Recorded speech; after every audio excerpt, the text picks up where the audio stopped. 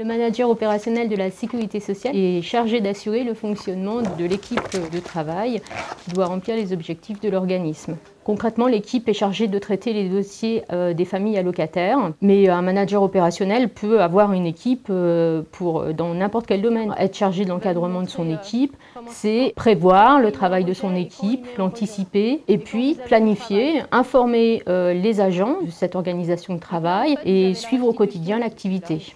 Ce qui m'a donné envie de faire ce métier, c'est une première expérience de management que j'ai entrepris suite à un changement de structure. J'étais en train d'expliquer aux techniciens d'où vient la charge de travail. Ça permet de donner du sens à ce qu'on va leur demander et de pouvoir les mobiliser sur cette activité. Je suis rentrée à la CAF de Seine-et-Marne en 1984 en tant que technicien comptable. J'ai souhaité faire la formation de management responsable d'unité de la sécurité sociale et j'ai donc obtenu un poste à l'issue de cette formation.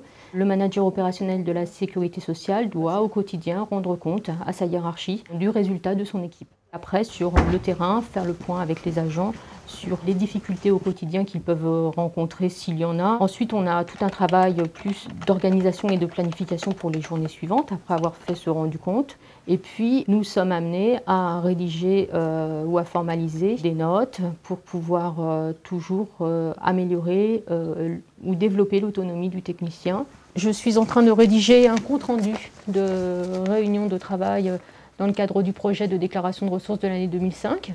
On a une partie aussi de notre travail entre des réunions avec la direction et aussi des réunions avec nos équipes. Les côtés positifs sont de travailler avec les autres au quotidien et aussi d'avoir un travail très diversifié entre le management de l'équipe et le travail d'analyse et de recherche, de réflexion sur l'atteinte des objectifs. Les côtés négatifs, c'est la difficulté de prendre du recul par rapport aux tâches quotidiennes. Il faut avoir des qualités d'écoute, il faut être aussi rigoureux et méthodique et il faut avoir par ailleurs un esprit d'analyse. Les perspectives, c'est d'évoluer vers une équipe plus importante ou d'être chargé du management de plusieurs unités.